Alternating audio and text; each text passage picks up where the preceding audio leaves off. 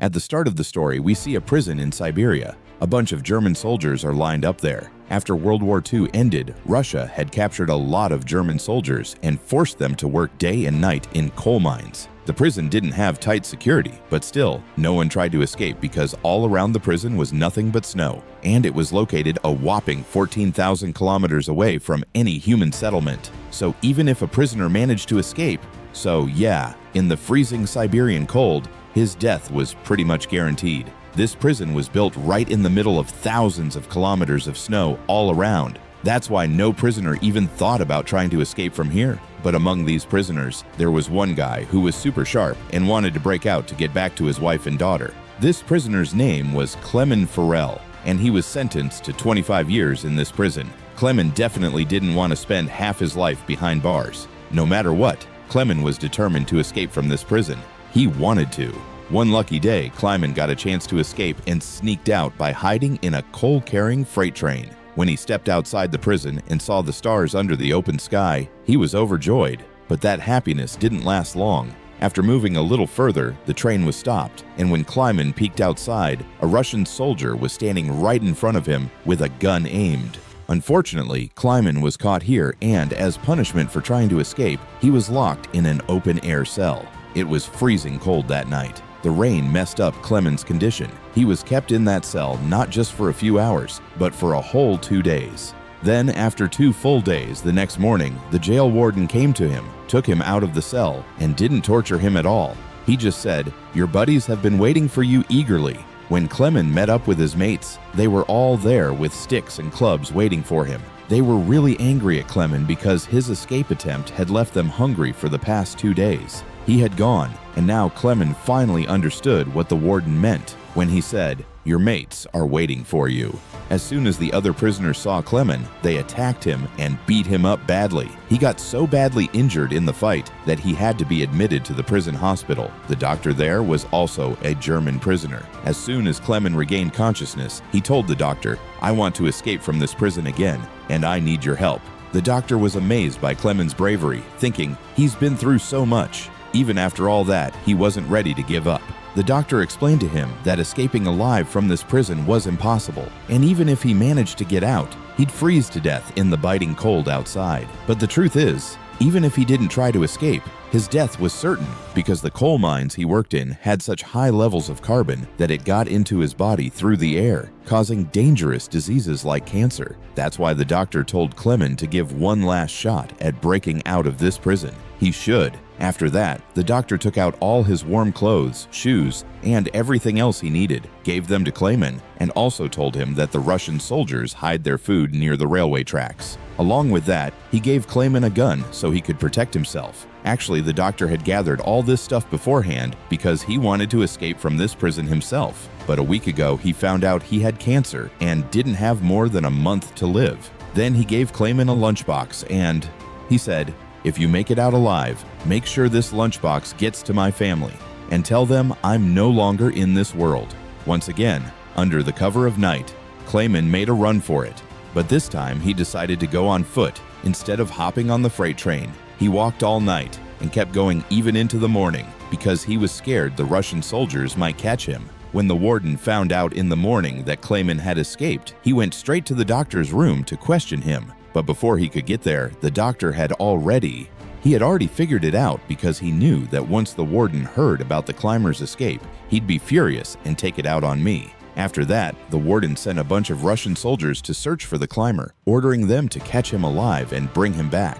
But even after days of searching, they couldn't find any trace of him. The climber got lucky because the snowfall started covering his footprints, making it harder to track him down. Everyone began to think that the climber had probably frozen to death in the cold, but the warden refused to believe it. Because the warden knew Clement was really strong and wouldn't give up that easily, he ordered the search to continue. Meanwhile, we see Clement pushing forward full of determination, braving the icy storm. 9 days after escaping from jail, he suddenly heard dogs barking. When he turned around, he saw a sled coming straight at him. Before he could run, the sled reached him and went past, climbing over him. That's when Clement woke up and realized it was all just a dream. He had been walking on foot for the past 9 days, and by now, his food had run out. Because of hunger and exhaustion, moving forward had become really tough for him. Still, he didn't give up and kept going somehow. After a few days, his body gave out and he fainted from hunger. A few hours later, when he came to, he heard a strange noise around him. That's when he spotted a seal and his eyes lit up. He immediately pulled out his gun and tried to aim with all his strength, but because of fatigue and weakness, he missed his shot and the seal started running away. Kleiman, who had just gotten a small glimmer of hope to stay alive after so many days, wasn't about to let that slip. He immediately ran after her, but while running, the ice broke beneath him and he fell into the water, injuring his leg. Even though he was hurt, he kept chasing the seal. Just as Kleiman was about to shoot, the seal hid behind a rock. Kleiman moved forward and spotted the seal again. Before she could get back into the water, he fired his last bullet, and luckily, it hit the target. Seeing this, Kleiman was overjoyed because now he didn't have to worry about food during the journey. After several days, Kleiman finally ate his fill and rested a bit before continuing his trip. By now, he was completely alone on this long journey, with nothing around him but snow. This kind of environment could mess with his mind. So he talked to himself, saying positive things to keep himself motivated to move forward. At the same time, he constantly checked his path using his compass, so he wouldn't get lost somewhere in this icy valley. Days passed like this, then after walking for 2 whole months, Kleiman finally spotted a small tree in the snowy field. Seeing that tree, he was so happy it was like he'd found a treasure, and he ran up to hug it. That tree was a sign that after walking for 2 months straight, he had crossed the snowy plain and the forest was about to start. Not far ahead, just like he thought, the forest began. The snowy area was ending. He was really happy in the forest. He collected firewood, lit a fire, and for the first time in months, slept peacefully. But whether the next day would be peaceful for him or not, no one knew. Meanwhile, on the other side, the warden was still searching for Kleiman and had ordered his search party to look for Kleiman within a 500 kilometers radius. At the same time, Kleiman was moving through the forest when suddenly a snowstorm hit. The storm was so strong that even big trees were uprooted. They started falling. Just as Kleiman tried to move forward, a big tree came crashing down right on him. Luckily for Kleiman, in the evening, 2 men passing by, looking for gold, spotted him and saved his life just in time. After that, the 3 of them continued together, and after several days of traveling, they finally got out of the snowy plains. Along the way, they came across a river and built a wooden boat to cross it. While crossing, they started chatting and sharing stories from their childhood. But then, suddenly, the river's current got stronger and the boat started to get out of control.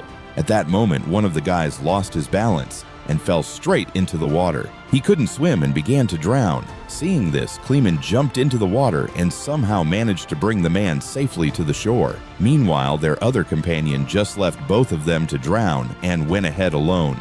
This other guy was really greedy. He thought the 2 were dead and, out of greed, even kept his friend's gold for himself. A little later, when Kleiman and the other man reached the tent, when they arrived, the man got really angry at his friend and shot him dead.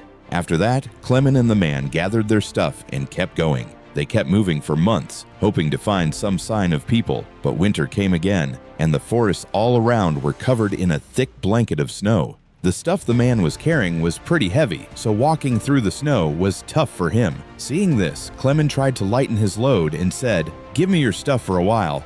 But then the guy got suspicious that maybe Kleiman was trying to steal his gold too, so he attacked Kleiman and pushed him down, knocking him out. After a while, Kleiman woke up and saw a pack of wolves coming toward him. To save himself, he started climbing a tree, but while climbing, a wolf grabbed his foot. The tree was weak and snapped in the middle, making Kleiman fall down. Now Kleiman thought he was definitely going to die. Just then, suddenly, a gunshot rang out. When Kleiman opened his eyes, he saw that some wolves had died and the ones still alive had run away. Actually, some local hunters had come and saved his life. They took him to their village where the people treated him. After years of effort, Kleiman had finally reached a human settlement. Seeing people made him really happy. He stayed in the village for several days, and everyone took great care of him.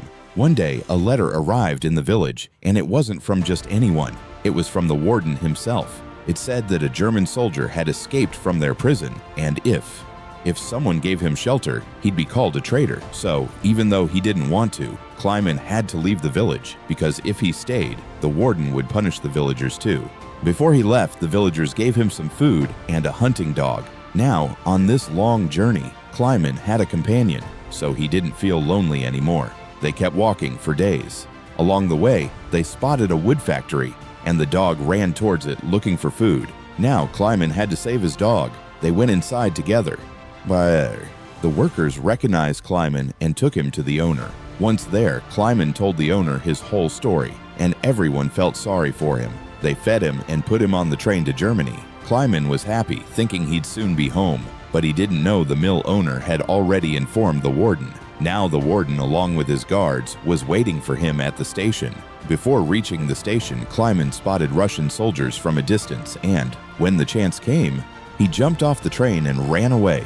But bad luck struck when some Russian soldiers spotted him and started chasing him. Kleiman quickly crossed the tracks. Suddenly, out of nowhere, the warden appeared right in front of him. Seeing this, Kleiman's heart sank because he thought all his years of hard work were wasted. Just before the warden could catch him, Kleiman's dog attacked and bit the warden, giving Kleiman another chance to escape. He took off running with all his might, but then he heard gunshots behind him. When he looked back, he saw that his dog had died. Seeing this, Kleiman felt really sad, but even then, he didn't stop and kept moving forward with all his strength. After that, he climbed onto a bridge and jumped over a passing train to escape, narrowly getting away from the warden. Days went by like this, and Kleiman slowly kept moving forward on his journey.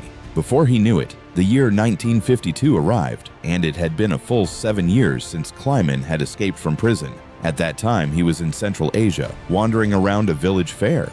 At that fair, he checked out all kinds of food. He really wanted to eat, but he didn't have any money. So he swallowed his disappointment and kept moving. Then he noticed 2 girls selling pancakes at the fair. Kleiman wanted to eat a pancake badly, but he didn't have a single penny in his pocket. Feeling down, he started walking away. Just then, one of the girls felt sorry for him and broke off a piece of pancake to give him. At first, Kleiman felt a little weird about it, but then he thanked the girls and ate the pancake. Now there was a smile on his face at the fair. There was a man who had seen everything. After that, Kleiman went into a church, and this man followed him inside. Actually, this man used to be a prisoner once, so he didn't turn Kleiman over to the police and tried to help him instead.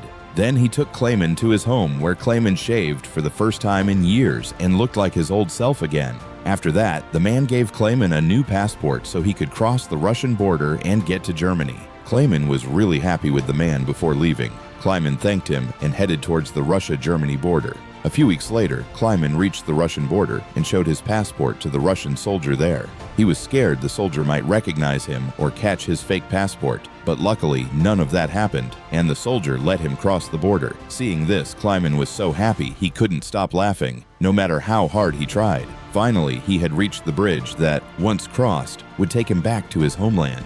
He was about to reach Germany, but halfway there, a bright light flashed in his eyes, and when he opened them, he saw the warden right in front of him.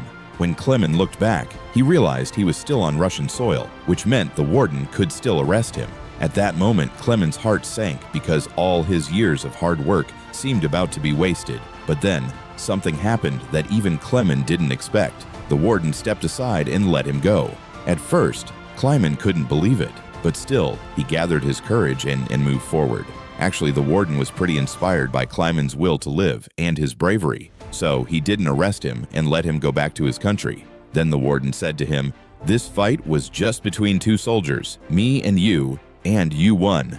Go live your life." Finally, Kleiman crossed the border and reached his home country, Germany. After that, he got close to his house, where he saw his daughter and wife, just for a moment. After that, the 2 of them leave the house to go to church, and Kleiman follows them all the way there. Although Kleiman hadn't called out to his daughter yet, he was hopeful that one day her father would come. When his daughter looked back, she recognized her father and ran into his arms. Seeing Kleiman alive after all these years brought endless joy to his wife. Finally, the 3 of them hugged each other, and with that, this film based on a true story comes to an end.